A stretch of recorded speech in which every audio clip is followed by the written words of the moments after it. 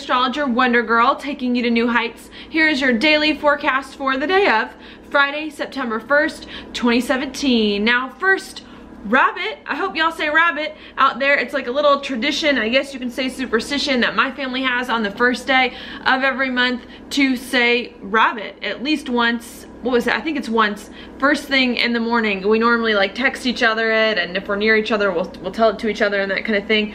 And yeah, that's what we do. Today's the first day of the month. It's supposed to give you good luck, okay? So I think it's a good thing. I think we might need it today, and with everything that is going on, all right? Today is the day that Mars and Mercury are closing in on Uranus, okay? I've been mentioning this all week.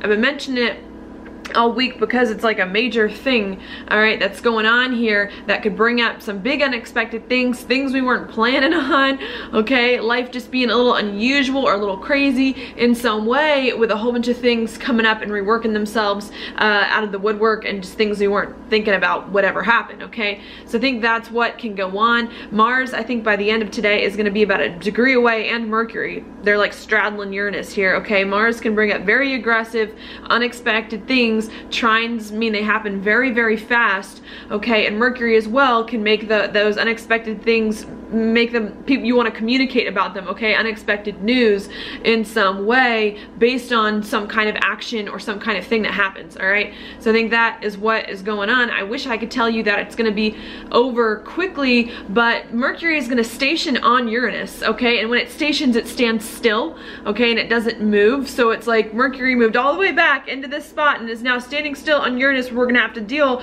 with more of this unexpected stuff until September 11th is when both Mars and Mercury are past Uranus. But even then, we've got Venus, which needs to catch up, okay, which is going to take until September 22nd for Venus to kind of be done with it. And then everything runs into the opposition with Neptune, which creates some confusion. So I think we're just gonna have to be prepared for some crazy stuff to happen today and in the next few days, okay, until September 11th and maybe a little bit after, that can just catch us a little bit off guard in some way, okay? So that's what's going on. I know I've been saying that, but just be prepared and be okay and learn how to roll with the punches, all right? Today, since that's what this horoscope is for, we're coming off, the moon's coming off of a trine to the sun and to Mercury. That was on yesterday, okay? So maybe we still want to communicate a little bit or think a little bit more about who we are and what we're feeling and how we can, you know, build more stability into our life. I don't even know if stability is the word. I think the word is like,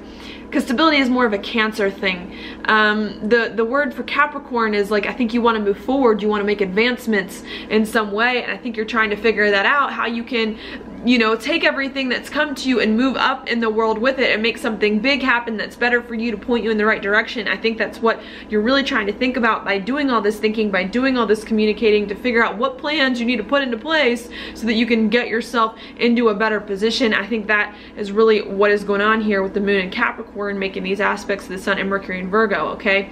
So that's what's going on there. While that's happening, I think we're wanting to get right with ourselves in some way, because the moon is also making a sextile to Neptune, and Neptune rules your insides, it rules your spirituality, it rules just what makes you feel comfortable and peaceful, meditation, if you will, those kind of things. And so I think while we're doing all this communicating and thinking to figure out how we can do what needs to be done to get our lives in a better direction, okay, I think we're also trying to check in internally to make sure that we're okay inside, that things are where they're supposed to be, that we're feeling all right in some way, okay? Sextiles are generally positive.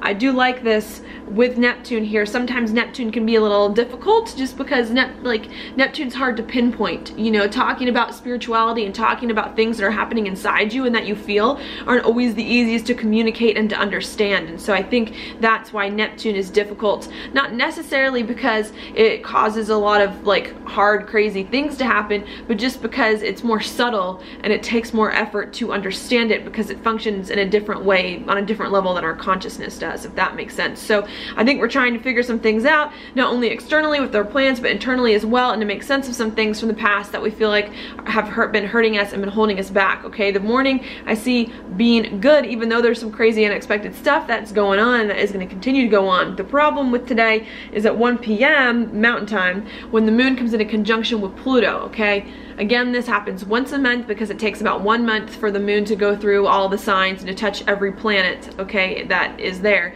And it's gonna be on Pluto today.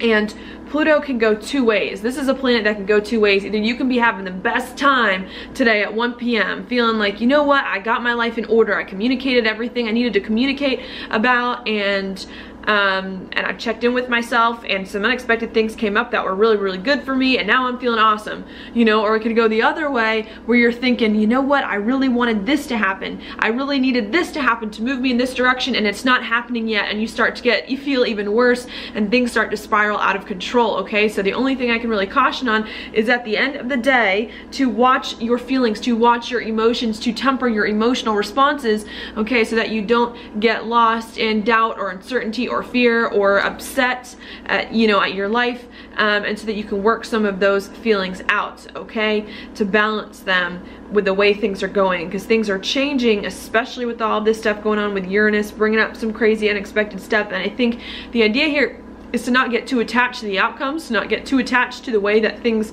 go and happen, and Pluto loves to get attached to things, okay? So I think the goal is to just try to learn how to balance more of your feelings while you're waiting for this information to come to you, and while you're trying to figure out how to rearrange your life to put it in a better place, okay? I think that's going on after you have these either strong good feelings or strong bad feelings, or just, yeah, some kind of very intense feeling about what is going on with your life and with your life direction.